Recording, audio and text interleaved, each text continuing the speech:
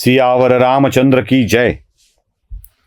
माली सुमाली आणि माल्यवानाच्या अत्याचाराला कंटाळून महादेवांच्याकडे गेलेल्या देवतांना, ऋषींना, गंधर्वांना महादेवांनी नकार दिला. ते म्हणाले, आता माझ्याच्यानं शक्य नाही, कारण मीच त्याला अनुग्रहित केलेलं आहे, माझीच कृपा त्याच्यावरती आहे आणि त्याला मी मारायला जाऊ शकत नाही. मग भगवान विष्णूच्याकडे जा आणि विष्णूंना विनंती करा. क्षीरसागरामध्ये बसलेल्या विष्णूंच्याकडे सगळी देवता गेलेल्या आहेत आणि विष्णूंच्या समोर या तिघांच्या कृत्याचा पाढाच वाचलाय. भगवान विष्णूंनी शांतपणे हे सगळं ऐकलंय. त्यांना ब्रह्मदेवाने दिलेल्या वरदानाची कल्पना आली आहे. महादेवानी त्यांच्यावर केलेल्या कृपेची कल्पना आली आहे. ते म्हणाले, चला आता आपण शब्दच दिलाय, वचनच दिलंय. आणि देव पुन्हा आले, दिल्या घेतल्या वचनांची शपथ तुला आहे म्हणत. आहे ना ते, यदा यदा हि धर्मस्य ग्लानिर्भवति भारत.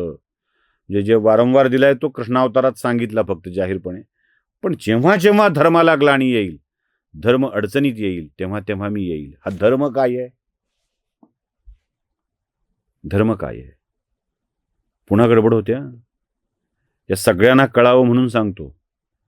ज्याला सनातन हिंदू धर्म आपण असं म्हणतो, ती आहे एक अशी जीवन पद्धती ज्या जीवन पद्धतीमध्ये सज्जनांना जगण्यासाठी अडचण येऊ नये आणि सज्जनांनी आपापल्या पद्धतीनं आपला जीवनयापन करावं, त्यांना चांगल्या मार्गाने जगता यावं, यासाठी घालून दिलेली नियम म्हणजे धर्म. दुसऱ्यावर आक्रमण करायचं नाही, हा धर्म. दुसऱ्याला कमी लेखायचं नाही, हा धर्म. अमुक एका धर्माला मानलं नाही, अमुक एका पद्धतीला मानलं नाही म्हणजे तुम्ही धर्मद्रोही झालात असं न म्हणणं आणि प्रत्येक पद्धतीचा स्वीकार करणं म्हणजे धर्म.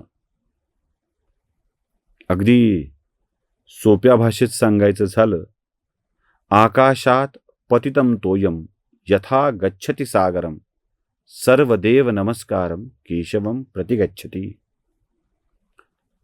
उच्चाराच्या दोषाकडे दुर्लक्ष करा. आकाशातून पडणारं पाणी जसं सागराला जाऊन मिळतं, तसं कोणत्याही देवाला केलेला नमस्कार हा केशवाच्या पर्यंत, भगवान विष्णूच्या पर्यंत जाऊन पोचतो. हा आमचा धर्म. सर्वेपि सुखिनः सन्तु सर्वे सन्तु निरामया, हा आमचा धर्म. आमच्या या धर्माला त्याचं रक्षण करण्याची आवश्यकता आहे. आकाशातल्या बापाला जो भजत नाही तो पापी, आणि अशा पाप्याला शिक्षा फरमावणारा अशात आलेला आधुनिक धर्म आमचा नव्हे. अशात आलेला आधुनिक धर्म आमचा नव्हे. इसवी सन पूर्व काय, अनेक युगपूर्व लोकांना जगू द्या म्हणणारा एक धर्म आला. जीवये जीवस्य जीवनम नावाचा धर्म आला. आणि ज्या धर्मात GOD गॉड, स्थिती, उत्पत्ती आणि लय याची पेरणी झाली, तो आमचा धर्म. एकमेकांच्या जगण्यात कोणीच अडकाठी आणू नये, प्रत्येकाने इतरांना सुखावं होईल अशा पद्धतीनं जगावं, तो आमचा धर्म.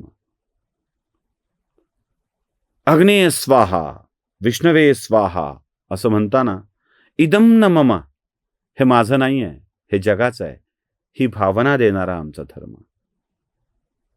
सगळी पूजा झाल्यावर जगाच्या कल्याणाची प्रार्थना मागणारा, जगाच्या कल्याणाचं मागणं मागणारा आमचा धर्म. आणि या जीवन पद्धतीत कोणी अडचण आणत असेल तर,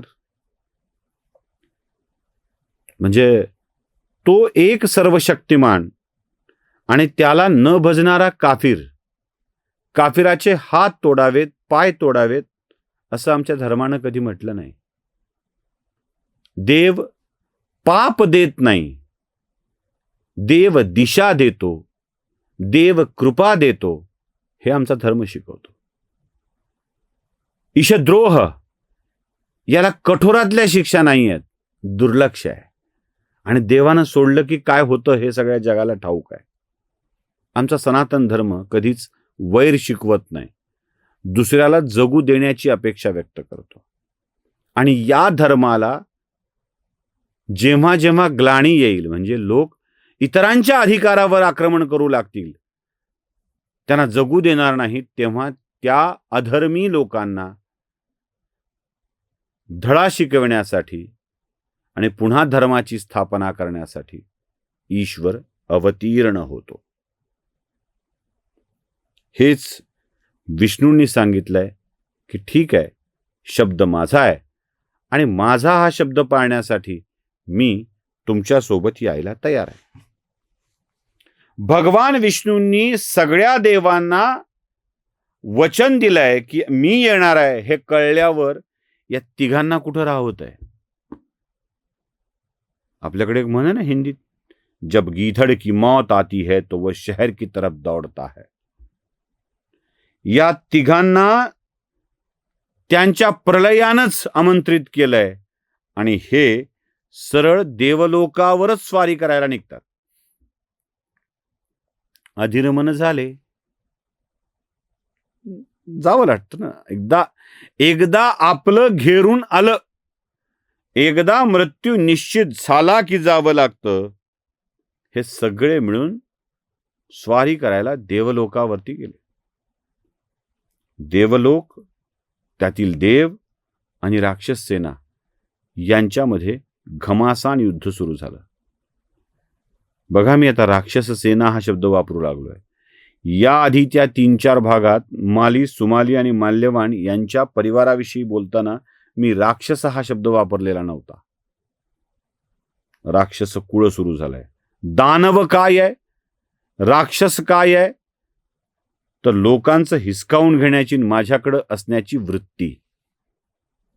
हे देवलोकावरती धावून गेलेत आणि देवलोकावरती आक्रमण सुरू झाल्यानंतर एक प्रचंड युद्ध सुरू झालंय. यातला माली तर प्रचंड आक्रमक बनलाय आणि या आक्रमक बनलेल्या मालीनी मुळावरच घाव घालायचं ठरवलंय. काय शक्ती आली ना की असं वाटायला लागतं की आपल्यापेक्षा कोणीच भारी नाही, आपण म्हणजे आता काहीही करू शकतो असं वाटण्याची वृत्ती. हा माली या युद्धामध्ये भगवान विष्णू कुठे आहेत का बघतोय आणि नेमकं आपल्या गरुडावर स्वार होऊन या देवलोकावर झालेल्या आक्रमणाला थोपविण्यासाठी भगवान विष्णू येत असतात. माली या युद्धातला पहिला वार करतो तो गरुडावर, वाहनावरच वार करतो. गरुड जखमी होतो आणि जखमी झालेल्या गरुडाला थोडंसं सावरायला वेळ मिळावा म्हणून भगवान विष्णू थांबून योग्य ठिकाणी थांबण्याचा प्रयत्न करत असतानाच माली दुसरा वार करतो तो भगवान विष्णूच्या वरती. आता मात्र विष्णूंचं डोकं सटकतं, सिंगमसारखं. आता माझी सटकली. हे फार काळ युद्ध चालू द्यावं असं विष्णूंच्या मनात नसतं. गरुडावर हल्ला, त्याला जखमी केलाय, आपल्याला जखमी केलंय. ते गरुडाला विचारतात, अरे ओके? गरुडही सांगतो, काय अशा वाराने आपलं काय होणार आहे, थोडंफार लागतं. आणि भगवान विष्णू त्या क्षणी आपलं सुदर्शन चक्र काढतात आणि त्याला आदेश देतात, जा त्या मालीचं मस्तक उडवून ये.